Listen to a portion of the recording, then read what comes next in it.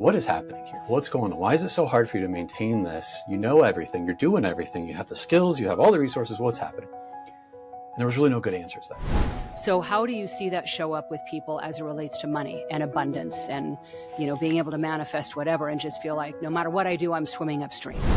Okay, we're not talking about anything else except for that leftover belief, right? If we had addressed that, our life would have been so much easier. I mean, so many less hours, so many less sweat and sleepless nights and early mornings, Hello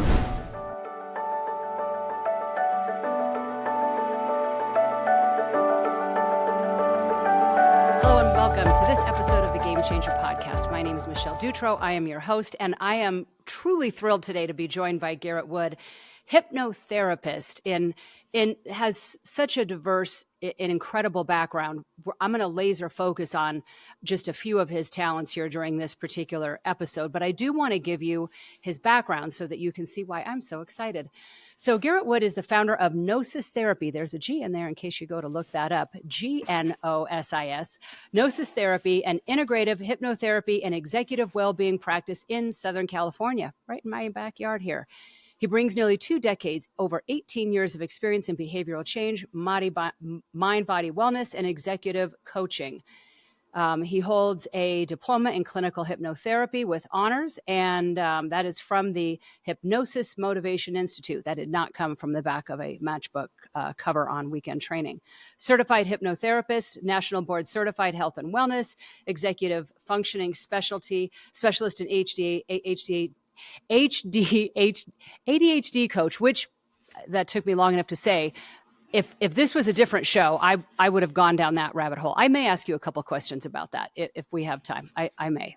So sensory intelligence, somatic regulation, positive psychology, biofeedback, which is my background. The list goes on. So specializes in burnout recovery. Again, if this was a different day at a different time, I would have gone down that path, but we're going to go down a different path here today, considering what is happening currently in the world, and I think that your expertise matters. That said, Garrett, what did I leave out that people should know about you that maybe I didn't mention before we dive into the conversation today?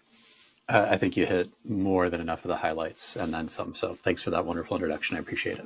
Okay, absolutely. No problem. So here's what I would like to chat about today. If you're listening to this in real time, and quite frankly, you could be listening to this years from now, and I'm guessing that it probably still would all be applicable.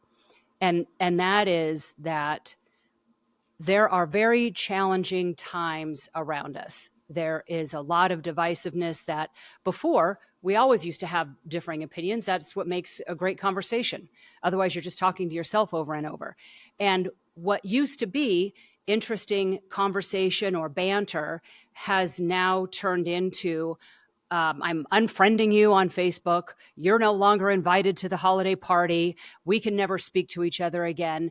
And there's no gray area in any topic anymore. Everything is very polarizing, black and white, and we cannot seem to find not only a middle ground, but we also can't seem to find a way to communicate with a level of respect and politeness and understanding and compassion seems to be out the window. So I want to have a conversation from a psychological understanding of what is going on. And I want to do that through your lens of hypnosis. So in order to do that, I want to walk through so that people have an understanding of what we're talking about when we talk about hypnosis in general. So I'm going to start by asking you a few questions of things that people can obviously relate to, one of which is money.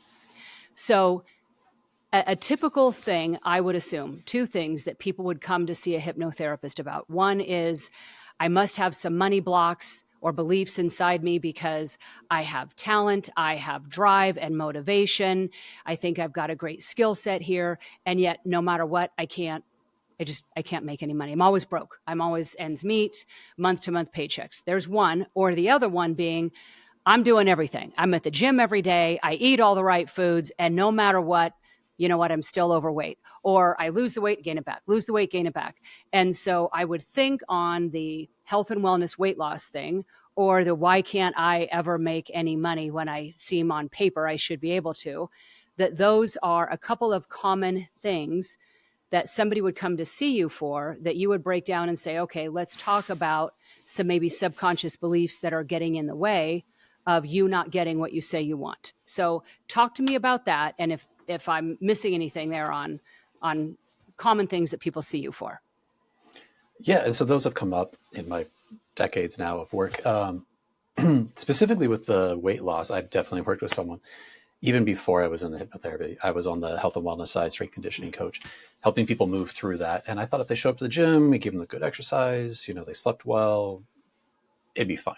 They do their cardio on their own, everything would be okay. And for the most part, if they didn't have any ongoing medical conditions, they had a supportive family at home, and they had enough autonomy to buy the food, afford the food, and the time to cook the food, because we all don't have the same 24 hours in a day. Some of us seem to somehow have more than that. But for most of the part, if they had access to most of those resources, they would get the results that they wanted, except for a few times.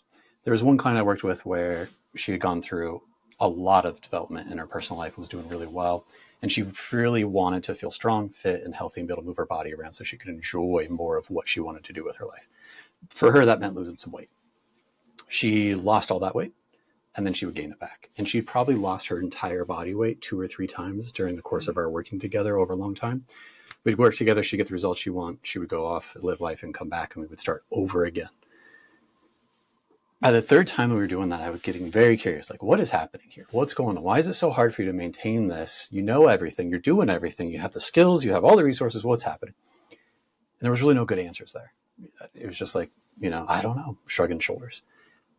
And at the time, I didn't know enough to really be able to understand what was going on behind the surface. I asked some quick, easy questions that I have some resources now.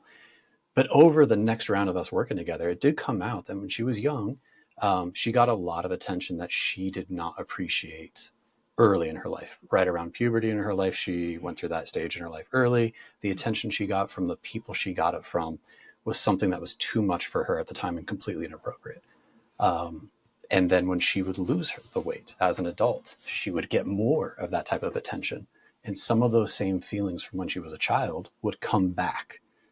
Whether that was conscious or subconscious, she would notice it, but I don't think she would understand the impact that it would actually have on her behaviors, her desires, and her want to avoid that attention. And the intensity of that feeling drove her to do these behaviors that led to putting the weight back on. If I had known what was going on then at the time, we wouldn't have had to spend so many hours in the gym together. Yeah. We wouldn't have talked about all the ways you can cook food and make it tasty and actually be healthy. We would have just worked on that because she knew what to do. She knew how to do it. And there wasn't a health issue going on. Right. So it was a mental situation. And it was that situation and that belief that she held on to for so long that was showing back up. If we had addressed that, her life would have been so much easier. I mean, so many less hours, so many less sweat and sleepless nights and early mornings, And I do. And I think this is a great thing to apply, and we'll talk about finances and money here next. I think this is a great thing to apply for anybody, that if there's something you want and you are doing all of the actions that it takes and it still is eluding you, you got to dig deeper. Don't just keep doing the same thing, right, to expect a different result. And what is that thing? And that digging deeper, I think hypnotherapy is one of the great ways to get to the bottom of what is going on here. Where is this resistance? Because it certainly exists somewhere. So how do you see that show up with people as it relates to money and abundance and, being able to manifest whatever and just feel like no matter what I do, I'm swimming upstream? Same thing. We're doing all the right things. You're taking all the right actions. The money comes in and somehow it seems like there's not enough left. For a lot of people, it really is true that there's not enough left at the end of the month and they're doing more work. So bills show up. It's hard to get ahead. But if you've got $100,000 laying around somewhere and it still doesn't feel like enough, okay, we're not talking about anything else except for that leftover belief, right? Just like we'd ruled all that out with my client story that I shared about there's not a medical thing going on. You have all the resources. You're doing all the right things. If it's still not adding up, there's something else going on. When it comes to the money piece, a lot of people have beliefs about money. We fetishize our bodies. We fetishize money. We fetishize relationships. And when we do that, we're taking our beliefs, whether we're aware of it or not, and manifesting them in our actions. And we may not even be aware that we're doing it. Most often we're not. And we're really frustrated because you're like, I'm doing all the things. It's not getting the result. Why that's there is different for everybody. It depends on their own personal, painful past learning experiences.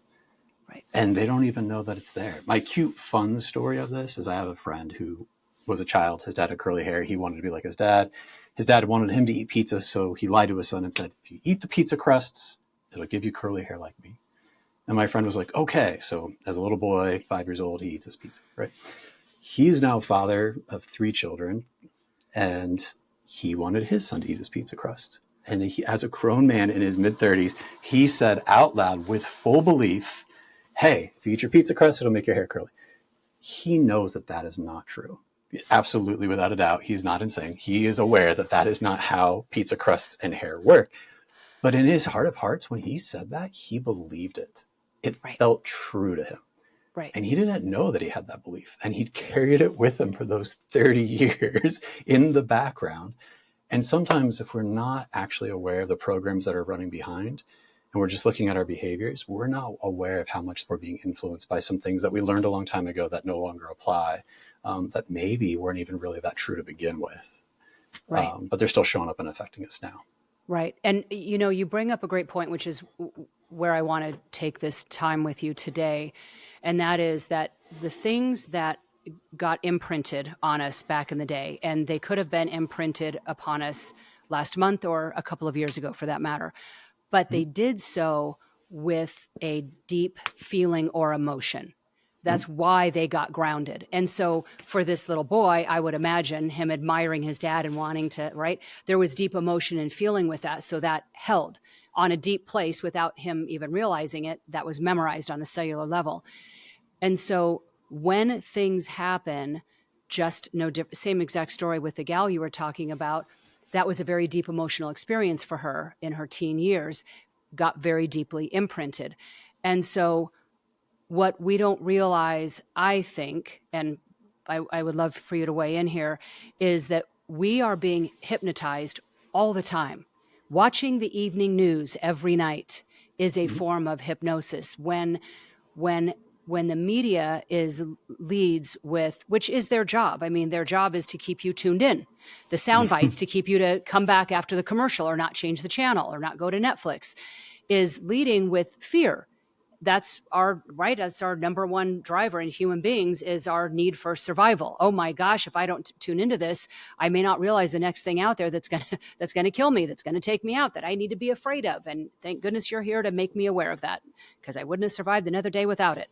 So that hypnosis of keeping you entranced of what you need to be afraid of and what you need to be on the lookout for, and that hypervigilance, all of this, well, it's not even all of a sudden, over time gets into our psyche that then impacts our behavior I believe, without us realizing it. No different than this gentleman or the gal not realizing at the time that this was going to wind up playing into who they were, playing into their behaviors and their decisions. Even if they had a different desire of what they wanted in their life, that subconscious behavior is what's driving the ship. Right? Your conscious thought are 5% compared to the 95% of the subconscious that's really driving everything that's going on. So if the meaning we assign things when they happen is what determines our beliefs, and our beliefs are what drive our behavior, I want to talk about what is going on currently in the world, where we see such an insane level of instant reaction on social media to whatever is going on in the world. And it used to be, back in the day, when I first started podcasting, it was, 7 or 8 years ago. And of course, if you're posting on social media, you would have the person that, oh my goodness, she's crazy, she should wear a tinfoil hat, or I think she's starting a cult, or, there's a certain percentage that's expected. But now it doesn't even matter what side someone's on. If you scroll through the comments, if you scroll through 100 comments right now, you're hard pressed to find one that's not over the top filled with hatred and you're wrong. And here's all the reasons that you're wrong. And I just am telling you, 6 years ago, before COVID, It just wasn't like this. And so here's what I want to run past you. Here's my theory. Back in 2020, when COVID hit, there was understandably so, all the worldwide, a fear for your life. Oh my gosh, is this going to be the next plague? Is this going to be what takes us all out, or a very large portion of us? And then it morphed into this ideology of, okay, if I do this, then I will survive. And if you don't do this, you're going to be responsible for killing me. And this came the divisiveness of what you're doing is going to impact my survival, right? Maslow's hierarchy of needs is just that the roof over my head and food in my mouth, that I can just basic survival became threatened. And on the flip side, the other side felt that if I do the things you're telling me to do, I am losing my freedom. I am losing my free will. And that feels just as threatening to me. And here went the split that never ended. My hypothesis here is that got ingrained, that if you disagree with me, if you have a differing view, it is threatening to my very being. It is threatening to my existence. It's threatening to my way of life. And then the trickle-down effect was, if we disagree, quite frankly, on almost any topic, I have that meaning assigned. It's a true personal threat to me, and I'm going to respond like that. And I'm curious from a hypnotherapist perspective, what your thoughts are on not realizing what happens when we get into this assigned meaning of feeling threatened, of feeling that if you have a different opinion than me, that it's no longer just, oh, there's Bob with his crazy ideas, that it's, I'm going to respond to you as though your thought is going to kill me. Your thought is going to take me out. Your thought is going to be my demise. And I'm going to respond like I'm being personally attacked. So I know that's kind of a lot, but purely from a hypnotherapist perspective, how do you see the mind working through that from 2020 to where we are now, and what anybody can see on social media happening? Yeah, I love that you mentioned the social media piece, because you talked about the nightly news being something that you can entrance you. And I think in the 80s and the 90s, there was the nightly news. And then people went to bed, they talked about it with their friends. Over the next week, they would have the water cooler to digest it. And a lot of people wouldn't share a very alarming opinion because you were getting everybody's opinion. And they were pretty tepid takes, right? And then you were able to maintain those relationships, and they were face to face.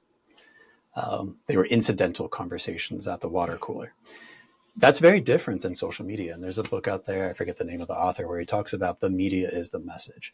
So when Twitter comes out and you got 100+ characters, even if you're on the comment section on Instagram or TikTok, you don't have a lot to make a full treaty there. And even if you do, it's not going to be read by a lot of people. And in fact, the longer the message is, the less people are probably going to engage with it. And so snappy, quick, whippy responses is what that media prioritizes. And also, the more outrageous that take is, you may actually not have a chance to see how many tepid takes are out there, because when the algorithm is picking what to show you, it's going to show you the most outrageous ones. It's going to show you the most engaging ones. I think in all the 80s movies and 90s movies about advertising, they talked about sex selling because it would grab people's attention. And then once you have their attention, now we can do something with that attention, right? And so that was always what people were looking for.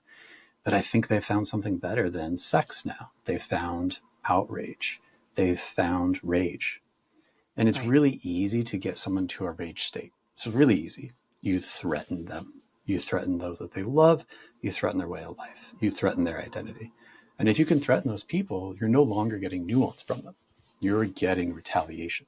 You're getting them to go back to the most innate responsive thing that we all have in us. And so there's not a lot of room for nuance in that conversation, both in that medium and then also in the reaction that you're getting fed more of than anything else.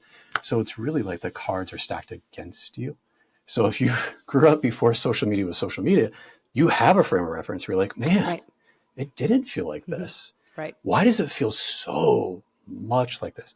And even if it was intense, I remember the first Iraq War, Desert Storm, where they were showing the black and white night vision goggles because that was the new tech, and we could see the bombing going on at the time. And it was the first time you saw war live unless you were a soldier deployed. And even in a deployment, you wouldn't always be on the front line, so you weren't even seeing those things. You'd hear about it. You'd see the people. You'd hear their stories. But now everybody at home in their living room, finishing dinner, was able to see it for the first time. We don't even live in that. That almost sounds like Disney-ish to what we have now. Right. There's a lot of people that witnessed some things that weren't live and in person, but they were going to the bathroom. They were in between taking care of their kids. They were sitting on a couch and they were scrolling, and all of a sudden they see a really horrific act. You used to have to sign up and go looking for that. Right. You have to spend almost like 8 months in boot camp getting prepared to be an active participant in that type of horrific stuff. If you're an EMT or a first responder, we talk about those people's mental health issues and how challenging it is for them to be able to maintain their high level of performance to do their job. And they have resources dedicated to help support them through that process. Very few of us have access to that type of stuff. And now we have access to the horrific acts that we're seeing. Right. And that's going to intensify that threat, that response. And then you're going to get fed all the most intense reactions to it. And that's going to trigger your own threat response. And then you're going to take action, whatever feels safest for you to do in that moment. And it's really quick because the actions that you can take online are really quick. It's not like going to the mailbox where you have to even walk down the street, open the thing, write a letter, put it in, do the thing, shut it, come back. Like that takes some time. You could cool down, maybe walking those 50 by the time you look for a stamp, started. and then you have to even think about, do I even have the right amount on the postage stamp? Did they raise the rates? You're over it. Yep. And people know that in sales cycles. They try to close sales cycles shorter, right? If they're like, yeah, do it now. We'll give you the 30-day money back guarantee. You can change your mind later, but make the decision right now in this moment. We'll give you a discount, right? Because if we can act in that moment, it kind of short circuits some of our thinking, our ability to process, our ability to digest, and people make actions off of emotion.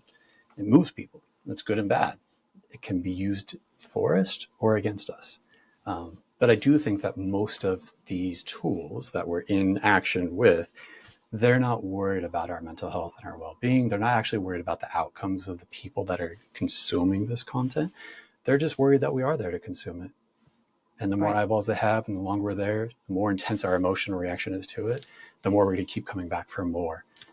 Because we do have an inherent negativity bias evolved really thousands of years, right? So agreed. And I would take that a step further and say that not only are they not worried about the outcome, I mean, it's encouraged. This is what a large segment are actually after. It's working, and it has been for a few years now.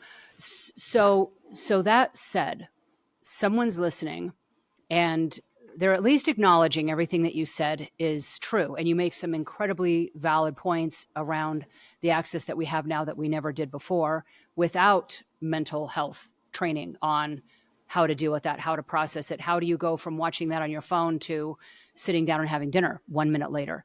It's an insane thing to comprehend. And even the person who is writing those messages on the keyboard and reacting from that place, like I said before we started recording here, any one of these people, I'm sure, are really good, decent human beings that if we were to say, hey, what are your values? What matters to you? They would say love, compassion, understand. These are things that people value, yet that behavior gets triggered and they show up in the most opposite way from what they would say they value and truly mean it. So if that's the case, what tools from your perspective can someone have in their toolbox to say, okay, maybe I do need to pay attention to my mental health.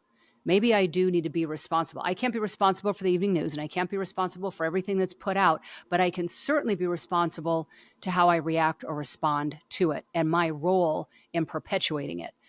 Because even if there's 1,000 comments and 500 of them are outrageous, those 500 do exist.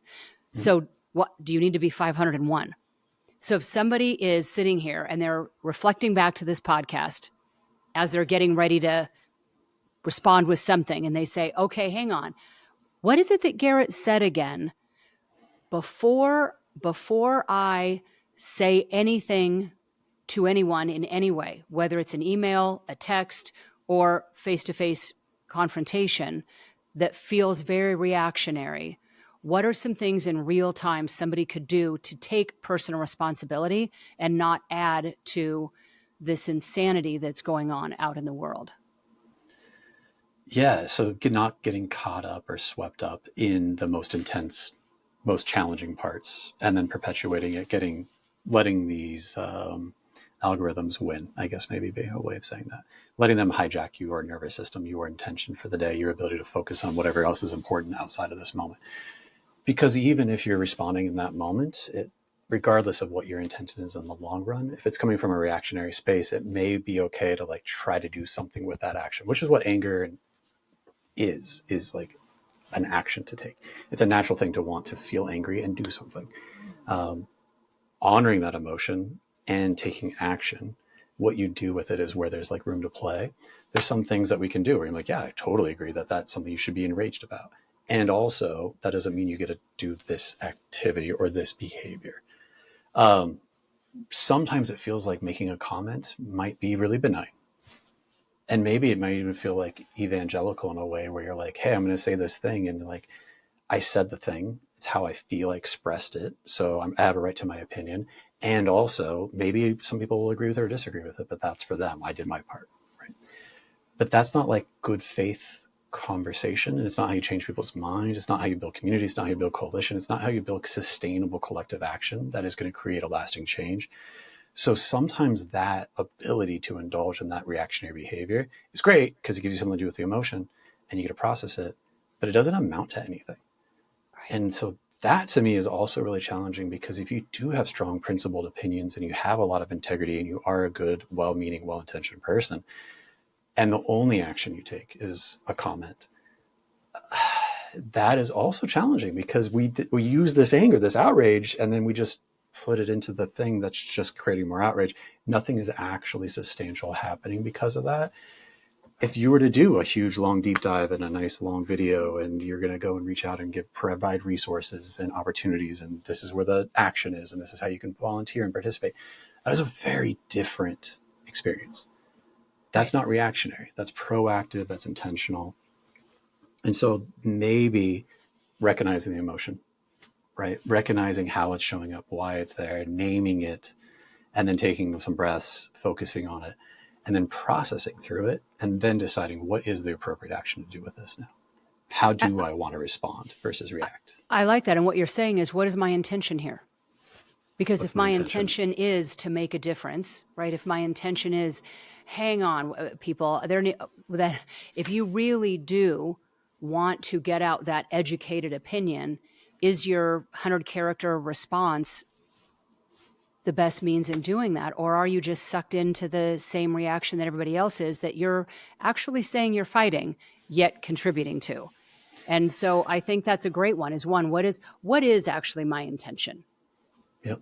Right. Yep. And I think another one is the state you're in Yep. when you're communicating, whatever it is you're communicating, is going to greatly determine that outcome.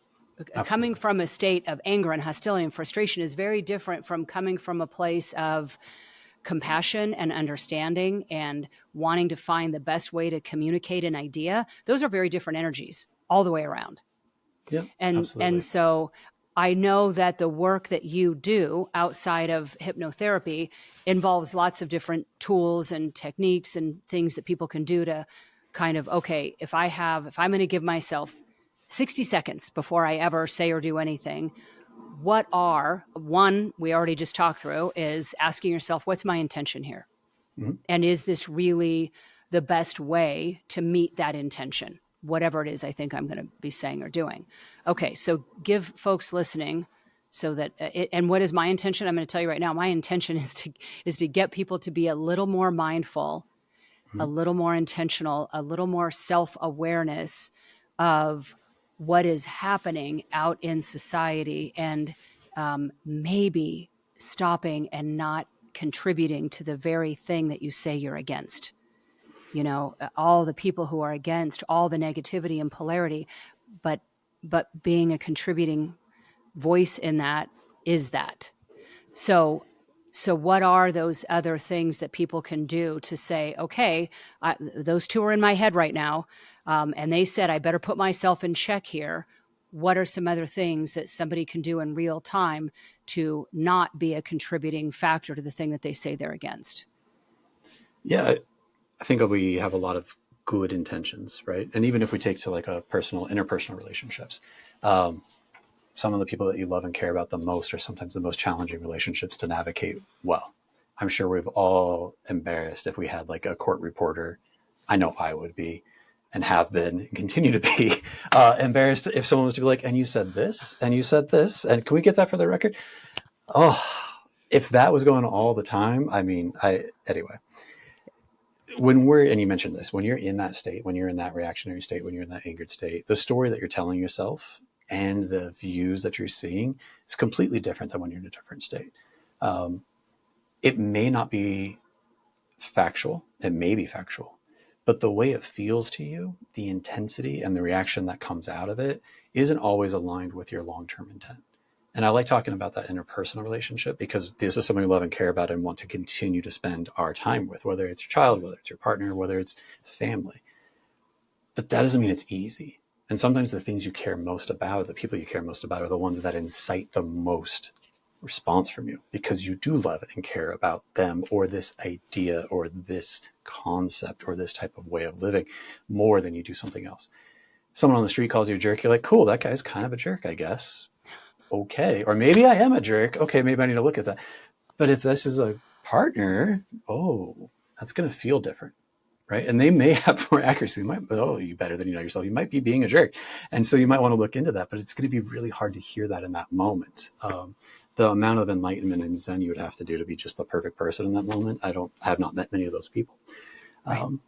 But to make sure that your actions in that moment, your response, are enough to be able to honor that emotion and not disrupt the long-term potential of that relationship is a really important skill. And we don't really learn it anywhere. No one sits us down and teaches us that. I think a lot of men aren't shown that at all. They're shown just to bottle it up and cover it down and shove it inside.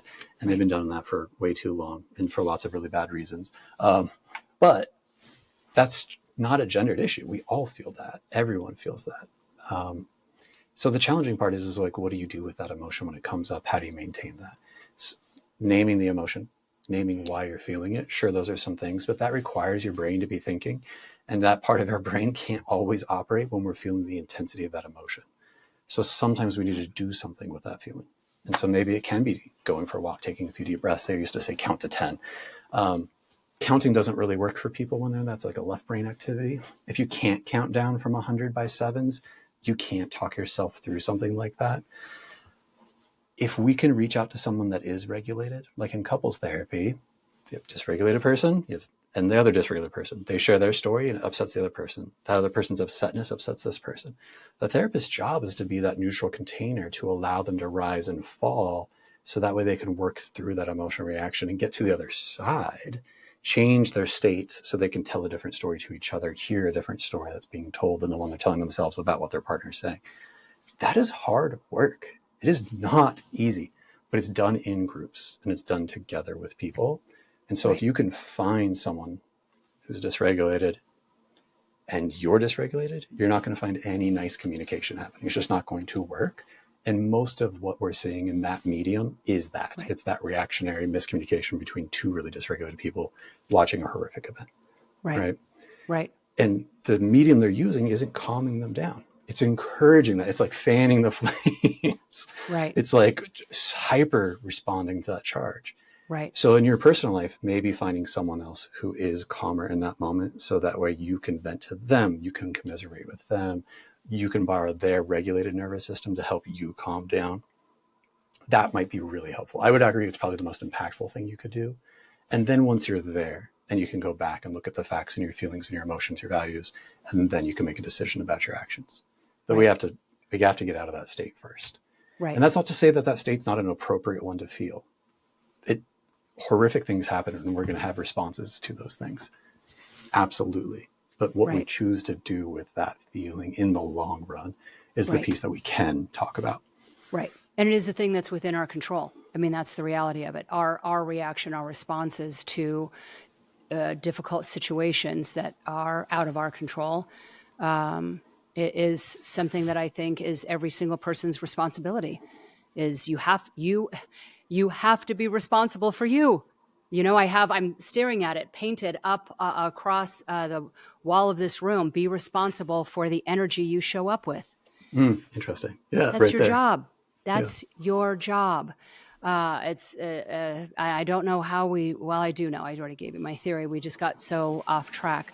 So if somebody is saying, okay, I do need to work with someone, and whether it's the anger or hostility or being a better partner, or how do I better manage emotion, and somebody says, I think Garrett is the person for me, or they just want to learn more about what your work is and how it can be beneficial to them. How can someone reach you, and what are the ways that somebody could work with you? Yeah, if they want to be super professional, they can follow me on LinkedIn. Like you said, it's Gnosis. The G is silent, so it's just Gnosis Therapy. If they're on Instagram, they can follow me there, and it's my website as well. So, and it's also my email. So it's Garrett with 2 R's and 2 T's. My mom's a little extra, so she gave me some extra consonants in there. GARRETT@gnosistherapy.com. Shoot me an email. Yeah, Okay. pretty easy to respond that way. Okay. And then what types of work are you doing with people? What would somebody think, oh, I'm going to work with Garrett in this way? What does that look like? Yeah, so most of the people I work with, they are caring, passionate, driven people, and they're doing absolutely the best they can. Sometimes with not enough resources, and sometimes with more than enough, but they did now that they didn't have then. And so bridging that gap between what they're looking for in their outcome versus what they're showing up as, that gap right there, we're looking for all the little tools, tips, and tricks and practical things we can do to help them bridge that gap. Most of the time that shows up as burnout. Maybe it's going to show up as aches and pains in their body. Maybe it's going to show up as sleepless nights. Maybe it's going to show up in tension in the relationships. Maybe it's going to show up as frustration and like self-doubt and anxiety when they're trying to accomplish their goals. So whatever they can do that they're already doing, but it's not enough, that's where it's like, okay, what's going on here? You're working way too hard. We gotta make this a little bit easier for you. How can we do that? Yeah. All right. Well, I think that everybody should have a Garrett in their back pocket of who can I go to? Who am I working with? I think every person should have a coach of some sort in their life, because life is challenging. Life is not suddenly going to get easier. It's never ending with the stuff that gets dropped our way, and a way to process so that we show up with the best intention and the most mindful always is work. And I think having somebody on your side to help with that is imperative. That said, I close every show, and I appreciate your time immensely here. I will have all of that in show notes so people know how to find you and be able to work with you. But like I said, I close every show with the same question. Garrett, out of everything that you know in your life that you have come across, what is one thing that you believe absolutely to be true? Sustainable success is built through your well-being, not at its expense. Real lasting success is built through your well-being, not at its expense. Yeah. Those are very wise words. And I will tell you, it is something that I hope people honestly write that down and keep it in front of them, because this idea of I'm just going to push through, even if it kills me, is that is not a good mantra, because there's a good chance it will. So that's not winning. So fantastic. Thank you for your insights and your perspective and your calmness. I think it is something that everybody needs. And like I said, I do hope that people reach out to you, and I hope that everybody takes a moment to think that in your reaction, in your response to whatever comes your way today, tomorrow, the next day, you have a choice to make in how you show up always, and get the tools in place to show up in a way that your future self will look back and be proud of who you are today. And, that's something that is within all of our ability to control. So thank you for your time today, Garrett. I appreciate it. And thank you all for listening and being here on this episode of the Game Changer Podcast.